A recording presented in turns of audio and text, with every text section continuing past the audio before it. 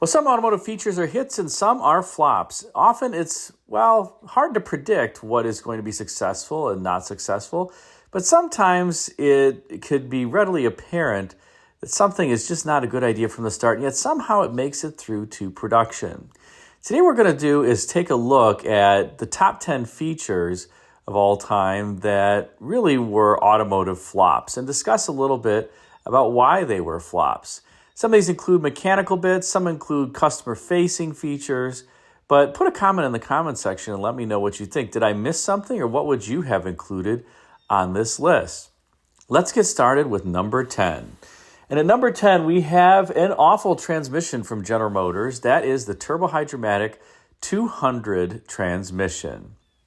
The Turbo Hydromatic 200 transmission was introduced in 1976, and it first was introduced in smaller vehicles, GM's T cars as well as X cars, the latter being Chevrolet Nova, Oldsmobile Omega, rear-wheel drive vehicles. And the entire purpose of this transmission was really to come up with a lighter weight Turbo Hydromatic 350 that could help with fuel economy savings and, be reliable at the same time. Unfortunately, the latter proved not to be the case, at least with the early Turbo Hydromatic 200, 200C, which included a lockup converter, that's what the C is for, converter, and the Turbo Hydromatic 250Cs.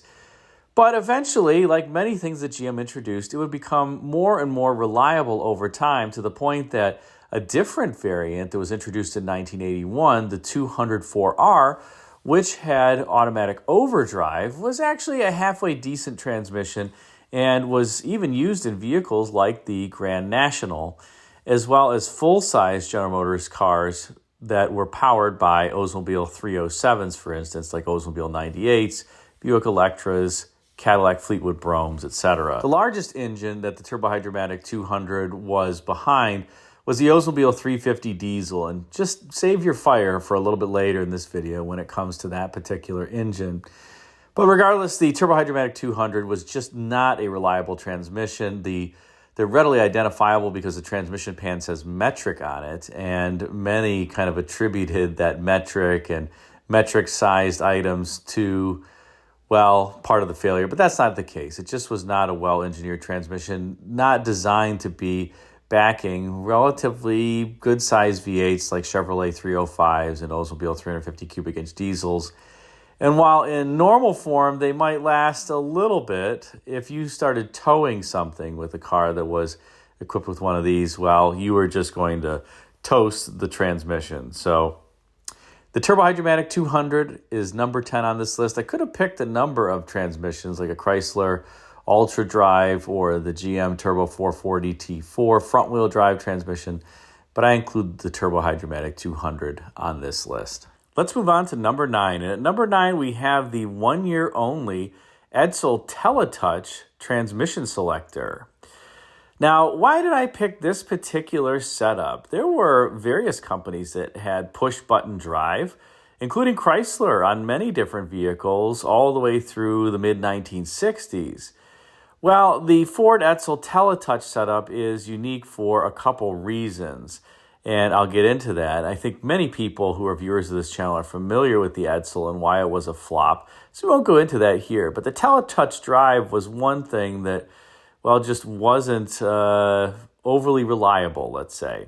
The Chrysler cable-based setup was quite reliable, but for 1958, the Edsel Teletouch was not cable-based. It actually was electronically based. You'd push the button, and then a little servo would actually move the transmission lever down on the transmission to engage whatever gear that you selected. Now, this sounds like a good idea. The unfortunate part is that that was not a reliable servo, and it would break. And then you couldn't shift into or out of gear, and, that's obviously a problem.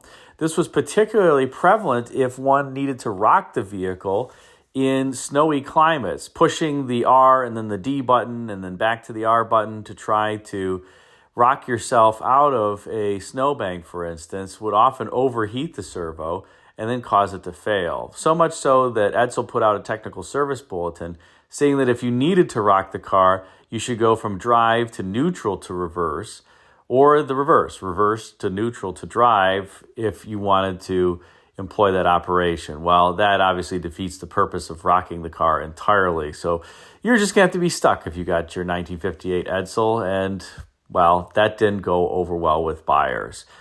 So for that reason, I think the Edsel Teletouch is kind of cool. I actually like its placement in the middle of the wheel. Side note, when you turn the wheel on the 58 Edsels, those buttons do not move. They're stationary, and that's kind of cool.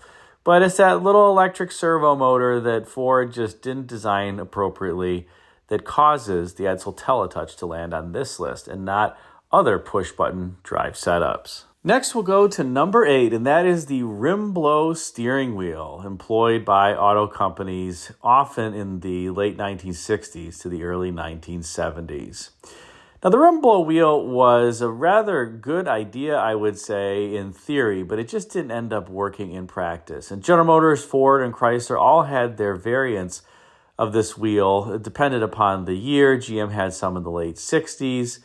Ford also had some during that time frame, as well as into the 70s. Chrysler, I believe, had most of theirs in the early 1970s. But regardless, the rim blow steering wheel was just not a good idea in practice. The way that it operated is, as opposed to having a horn pad and buttons on the horn pad that you would depress to activate the horn, you'd actually pinch the steering wheel rim to activate the horn.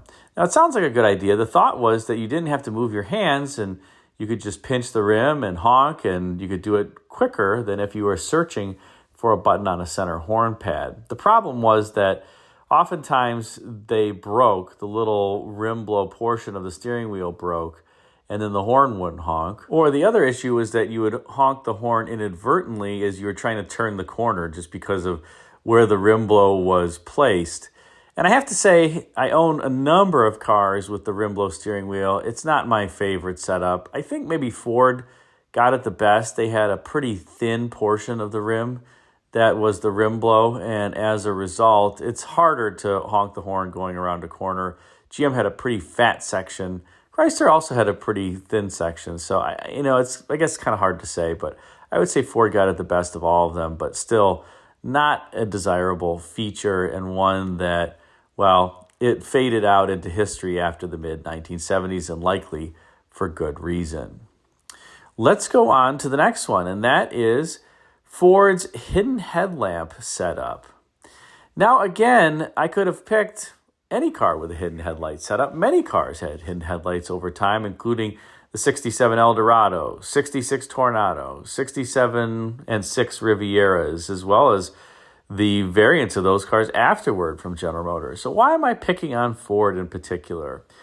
Well, Ford, as opposed to Chrysler and GM, often used vacuum-based headlamp setups, and that's not necessarily a bad thing, but the miles and miles of vacuum hoses that Ford had under hood, as well as just in the car during this time period, exceeded what Chrysler and General Motors had. Ford, for whatever reason, just had a love of vacuum and used it on everything from climate controls, which was typical, to power door locks, which was not as typical.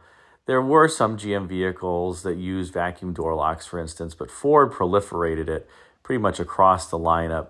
And I would say in particular, the Ford vacuum setup that they went to around 1973 that had two cans, one on either side to activate the headlamp doors, that setup just was not very reliable. They used very cheap pot metal for the actuators, and as a result, they would often rot from the inside out. And once they got pinholes, they would be stuck open permanently, or the headlamp doors would only stay closed while the engine was running.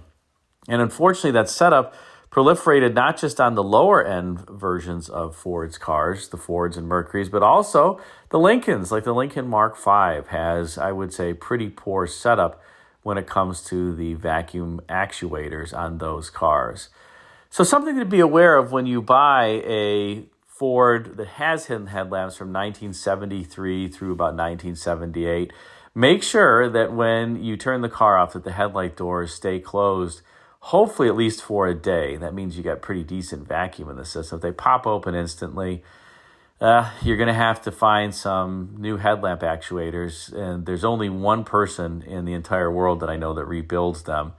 and they're otherwise very hard to find. So just bear that in mind. Rebuilds will cost $800-900 too. Not great. Now let's continue with the next one on our list, and that is another one from Ford. That is the torque pins in their power window motors, predominantly in the 1970s, but continuing on for many, many years into the 1980s. Now, Ford employed a setup that I don't believe others employed, at least, well, a setup that seems to fail much more frequently on Fords than other automakes. And that was plastic torque pins inside their power window motors. The idea here was that the torque pins, well, number one, could be a safety feature. If something were caught in the window, they would shear and then the window would stop working. So that was helpful. Of course, when they break and you have to replace them inside the power window motor, as opposed to what happens on cars today. If somebody inserts a finger or something in the way of the power window motor, there's a limit switch and the power window motor just stops moving, and then it restarts once that obstacle is removed. But these torque pins would shear in that event. They'd also take up the shock of the window going up and down. Well, as you can imagine, over time and over a number of cycles, the torque pins just disintegrate into dust, and then what happens is you have your Ford where you're pushing the power window switch and you hear the motor running, going, but the window isn't moving at all. And that's because the torque pins within inside that window motor have just turned into dust. The only remedy here is to take apart the window motor, replace the torque pins, and then be on your way again. That can be a somewhat easy repair, or in the case of some Fords in the mid-1970s, you may be drilling holes to get access to the window motors to replace those torque pins, particularly on the rear window motors. I guess the good news is that Ford made rear windows stationary midway through the 1970s, so they didn't have this issue.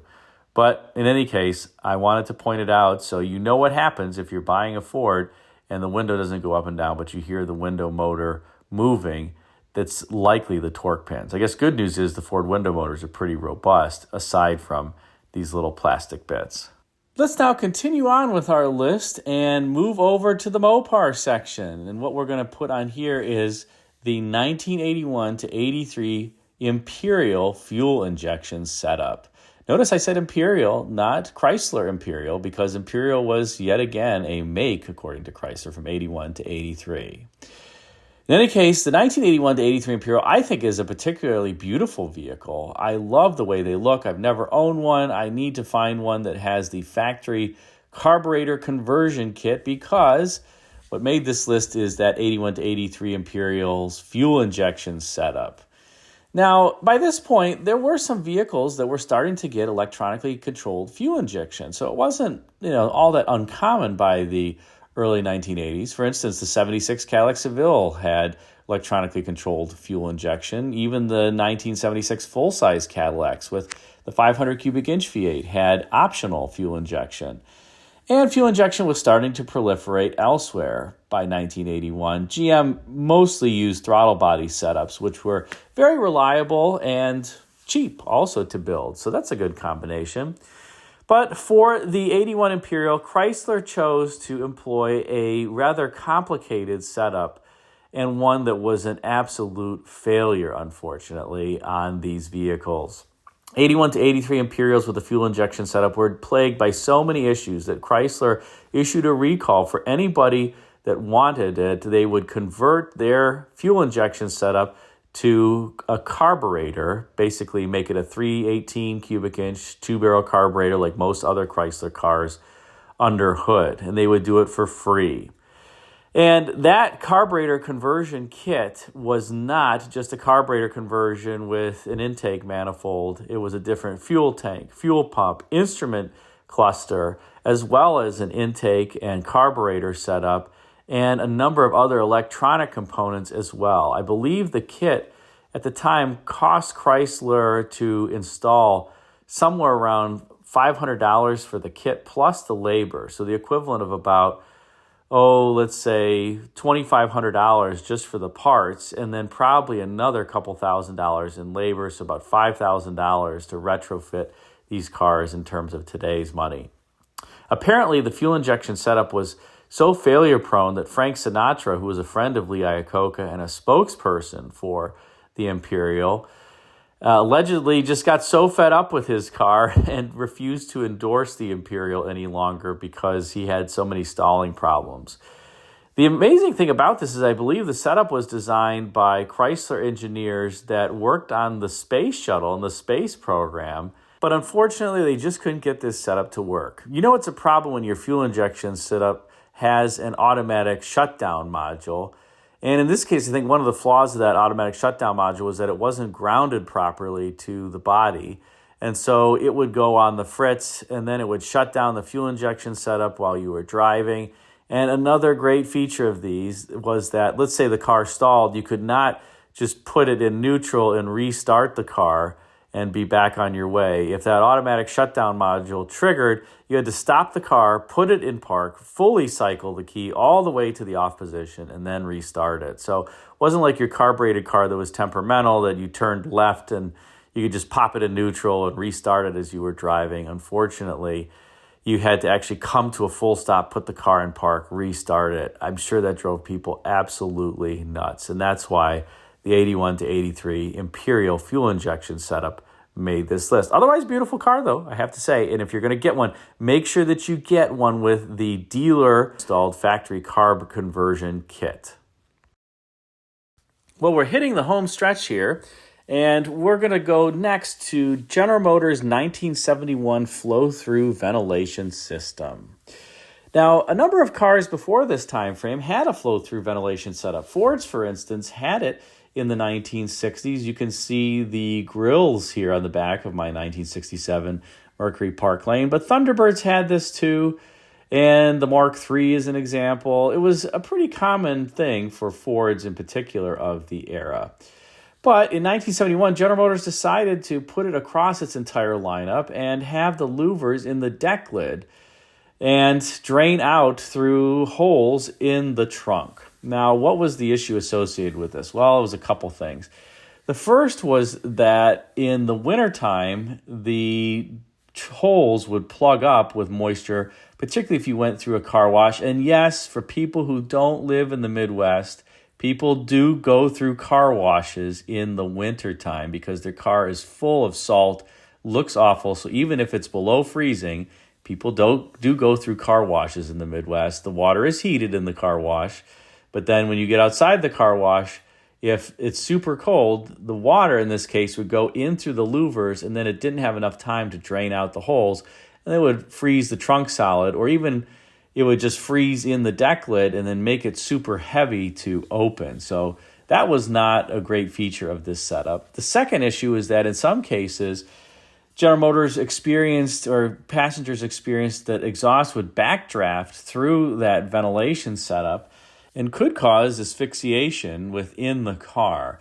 Apparently, there were some reports that in spite of the fact that General Motors during this time always had the low blower on, even if you had the climate control in off, the low blower was still on. That was kind of annoying on these vehicles. But it was done in part to make sure that the cabin was positively pressurized and so that you wouldn't get what I just related.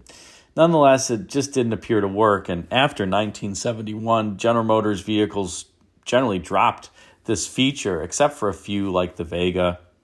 But the full-size cars all got rid of it after 1971. So if you wonder what those little deck lid louvers are on GM cars for 1971, it's the flow-through ventilation setup. And the other interesting thing about it is that as the year went on, the model year went on in 1971, there were less and less louvers on the deck lid because they were trying to kind of cure the issue, but eventually they had to abandon it altogether.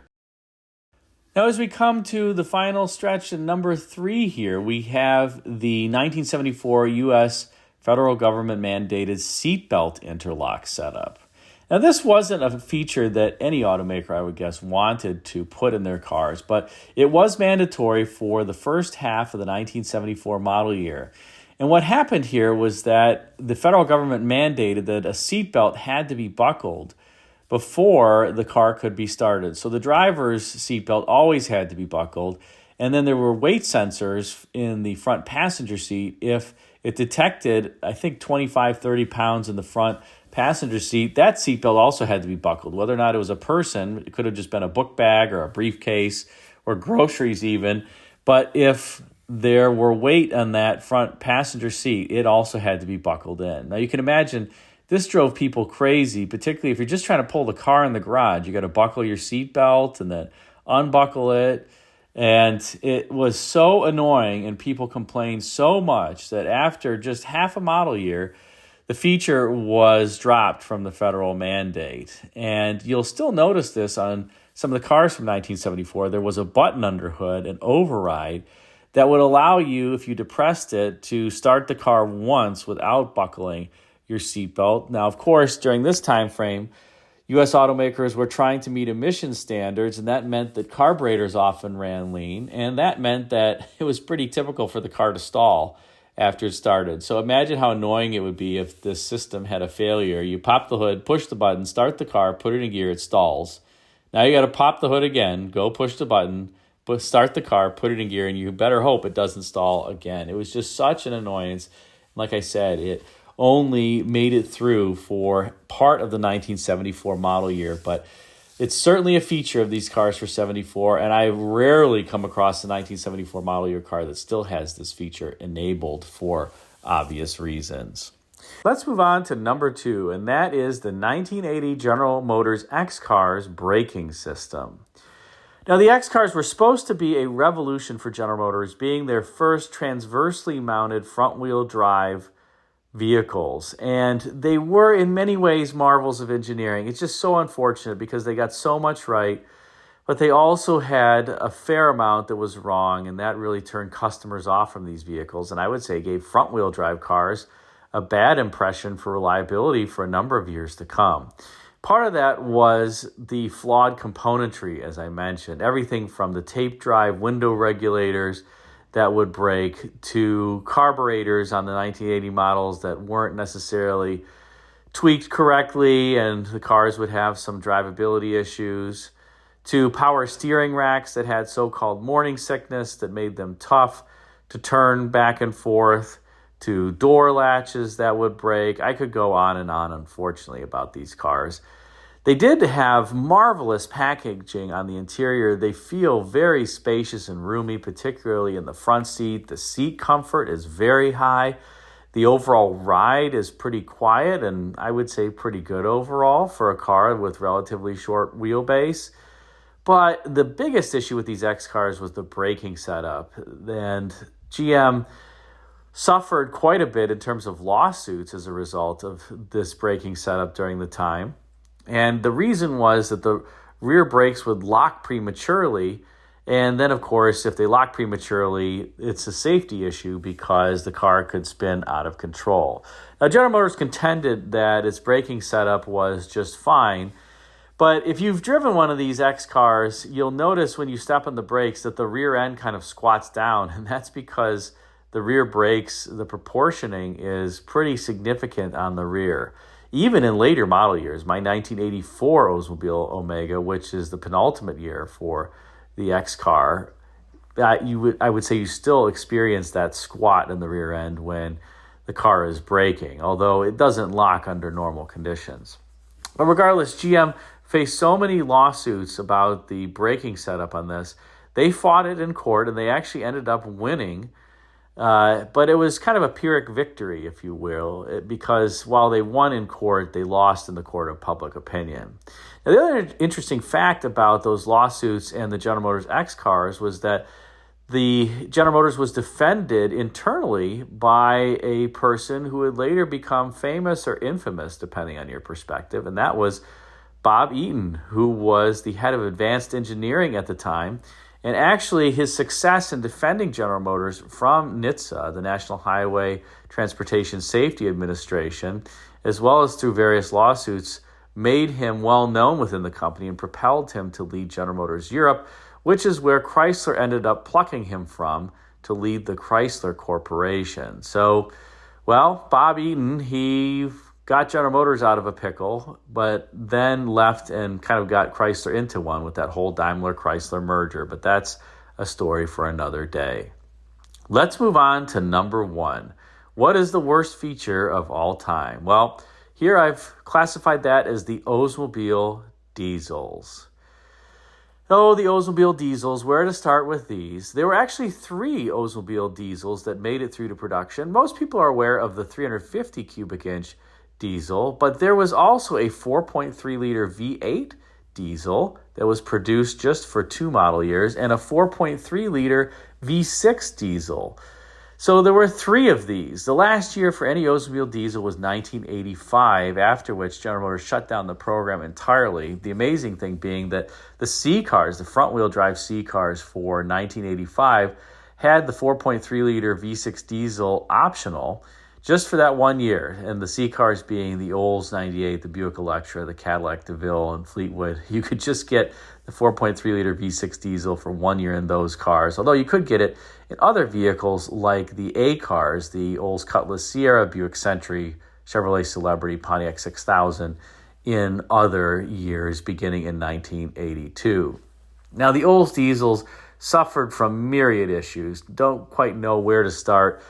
Particularly the early ones in the 1978 model year when they were introduced, the wait to start for the glow plugs to warm up could be up to 2 minutes long. You can imagine that didn't help public perception, just sitting in your car on a cold day waiting for up to 2 minutes for it to start. By 1979, they had gone to quick heating glow plugs, and that wait dropped to about 7 seconds max. So that was a huge improvement. 7 seconds at, I believe, 0 degrees. But for whatever reason, I guess principally cost, General Motors never equipped these engines with a water separator. There was a fuel filter, but diesel fuel, particularly diesel fuel back in this time, just wasn't as high quality, and it would attract moisture. And then, well, moisture and fuel injection setups just don't mix. And it would cause a host of issues for the Stanadyne Rusamaster injection pumps. That was one issue. The head bolts also didn't have enough clamping force. GM wanted to employ the same tooling on these diesel V8s as well as the gasoline engines, and despite the fact that they had really reinforced many components, including the block and the crankshaft and the connecting rods, etc., versus the gas versions, they did have the same number of head bolts, and I think that was a mistake given the 20+1 compression ratio that was associated with these diesels. And also, they were slow, about 120 horsepower in the early years, the V8 diesels, later 105 horsepower. And they were smoky and stinky and a bit noisy. You know, I could go on, but long story short, these diesels did not endear themselves to the public and gave General Motors a bad name when it came to diesels for many, many, many years. I have owned a number of the Olds diesels. I will say on the plus side, they did get good fuel economy. My 79 Seville diesel would return 25 to 26 miles per gallon reliably, but it was so painfully slow. It was one of those cars that on a 2-lane road, you had to drop back and then gain some momentum to overtake a slower vehicle because it was 120 horsepower and the car was, I think, about 4,400 pounds. It just had no power whatsoever, 0 to 60 in about 18 seconds. But it was fuel efficient, and I didn't have any problems with mine. It was relatively reliable. In any case, that's the list. Did I miss anything? Put a comment in the comment section and let me know. Thanks again for watching.